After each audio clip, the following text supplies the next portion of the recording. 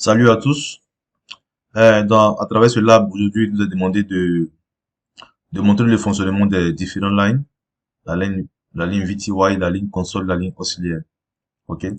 Alors, sans plus tarder, nous allons déjà vérifier nos adresses IP qui sont déjà configurées, qui sont déjà préconfigurées 192.168.1.1. OK? Le, la passerelle par défaut, 1.254. OK? Ici, 1.2, 1.2. Nous avons aussi 1.3. OK? À travers Juste en regardant, nous voyons que notre passerelle par défaut n'est pas encore activée. Alors nous allons voir qu'est-ce qu'il y a à configurer. Nous devons donner ici l'interface face Ethernet 0/0. Ok, 0/0. Adresse IP qui est 192.168.1.254/24. Ok, /24. Ok. Donc shutdown pour activer le port. Ok. Alors, alors, ok, ok. Ici, nous allons commencer par le port console. Ok. Allons déjà ici par donner la connexion. Ok, ok. Allons plutôt de ce côté-ci. Besoin esthétique. RS 232 au port console. Ok. Le port console nous permet d'accéder le routeur à travers le mode terminal ici. Vous voyez. Sans le port console, nous serons toujours obligés de venir toujours accéder notre routeur ici directement. Ce qui n'est pas pratique. Ce qui n'est pas faisable dans la réalité. Car nous devons avoir une interface pour accéder à notre routeur. C'est pourquoi nous devons une connexion au port console du routeur ou à notre ordinateur ici et pouvoir accéder à notre routeur par des interfaces comme PuTTY, je l'ai déjà souligné. Il y en a plusieurs. Alors, ici, nous pouvons accéder à notre routeur. Nous devons le configurer directement sur notre ordinateur. OK? Alors, nous allons démontrer le fonctionnement des lignes VTY, console et auxiliaire. Alors, commençons la configuration. Configurer terminal. Configurons d'abord le mot de passe enable qui nous permet de configurer le transfert, le passage du mode utilisateur au mode privilège. OK? Enable password. Allons avec CCNA. OK? Nos différentes lignes. Là, une console. 0. 0 ici pour dire qu'un seul utilisateur peut se connecter à la fois au port console. OK? Mot de passe. Cisco 1. OK? Pour valider ce mot de passe, il ne faut jamais oublier de donner la commande login. OK? Login qui permet de valider le mot de passe de la ligne de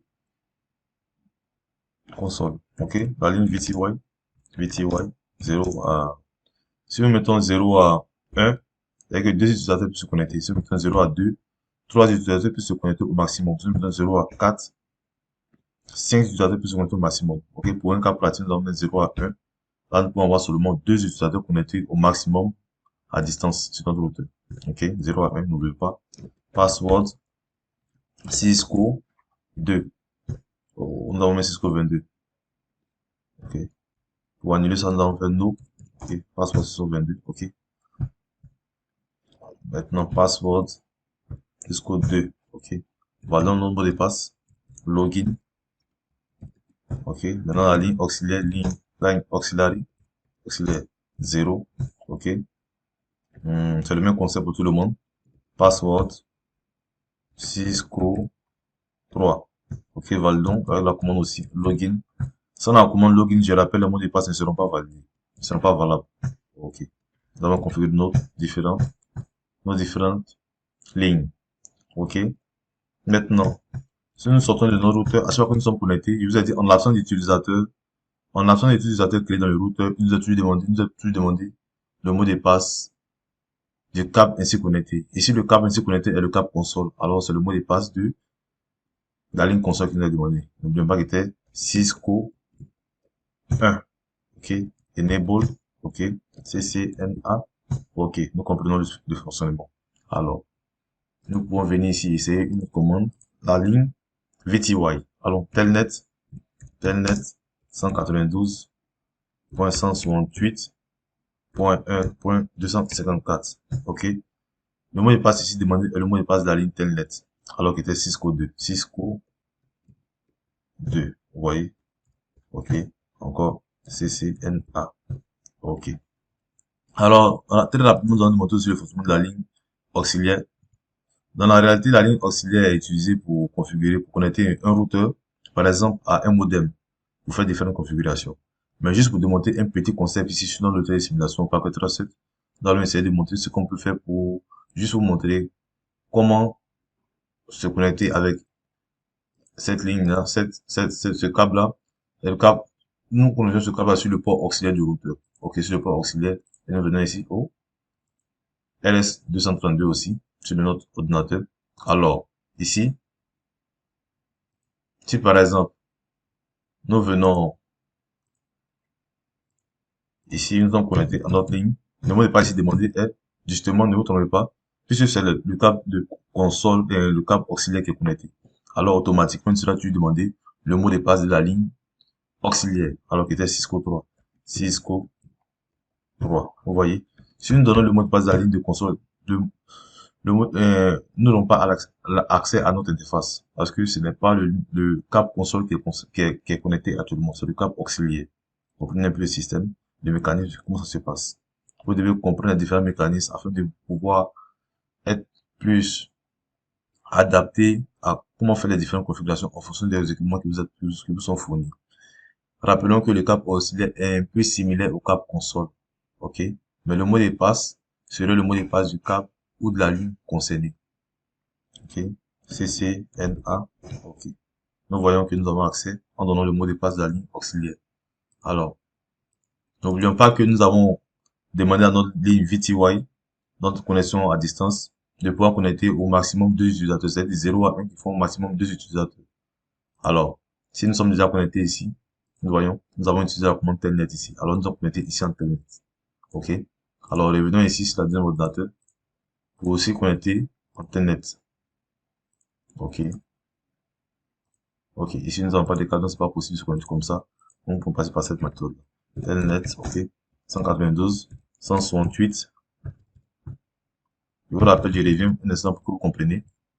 Ici, nous n'avons pas, pour la machine numéro 2, nous n'avons pas de câble connecté. Ok, nous n'avons pas de câble connecté. C'est pourquoi, sur l'appareil terminal ici, nous n'avons pas d'interface. Nous n'avons rien. Pour avoir cette interface ici, il faut avoir un câble connecté à notre routeur. Alors, nous pouvons passer par la ligne de commande, la commande prompt. Telnet 192, 168, ok, le temps pour moi, 168 et 1.254. La première machine est déjà connectée par Telnet. La deuxième machine, nous allons la connecter par Telnet. Et normalement, la troisième machine doit refuser parce que nous devons avoir au maximum 2 utilisateurs connectés à la fois par Telnet. Ok. Le mot de passe Telnet était Cisco 2. Vous voyez? Ok, nous avons accès. CCNA. Ok. Nous voyons que nous avons accès. Show running. Accès à notre routeur. Ok, nous pouvons configurer. Ok. Essayons. La troisième machine normalement devait refuser. Ok. Nous venons ici par commande prompt. Ok. Telnet. Telnet. 192. 168. 1.168. 1.254. Ok. Ouais. Connection to 192. 168. 1.254 closed by foreign host. Pourquoi? Parce que au maximum 2 utilisateurs peuvent être connectés. Nous avons déjà 2 utilisateurs connectés. Alors tous ceux qui viennent après se connecter à distance seront automatiquement rejetés. Ça aussi c'est un domaine aussi de sécurité de la commande à distance. Vous voyez? Ok. Parce que la première machine est déjà connectée par Telnet. Vous voyez un peu? Ok. La première machine, la deuxième machine aussi est déjà connectée par Telnet. Ok. Comme nous avons cité par Telnet. Ok. Ok.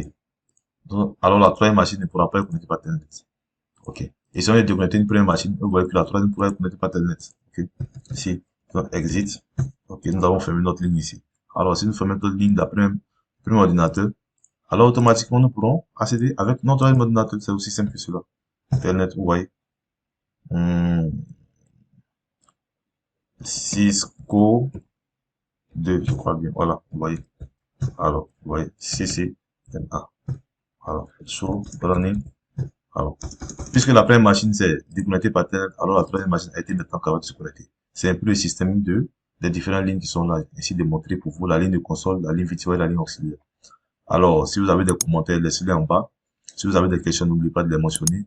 Et je vous demande aussi de souscrire à la chaîne afin que chaque vidéo qui sera envoyée, vous pouvez le comprendre. Je vous rappelle que le but même de la création de cette chaîne est d'abord de passer par la configuration des équipements Cisco, ensuite un peu de l'administration Linux et se baser même sur la sécurité informatique. Avant d'arriver à la sécurité informatique, un bon administrateur ou un bon ingénieur en sécurité doit d'abord comprendre le fonctionnement des réseaux, le fonctionnement des différents équipements, comment ils sont interconnectés afin de pouvoir mener des attaques un peu plus compréhensives par lui-même et pouvoir développer encore de nombreuses manières d'attaquer. Merci beaucoup et à très bientôt pour le prochain module.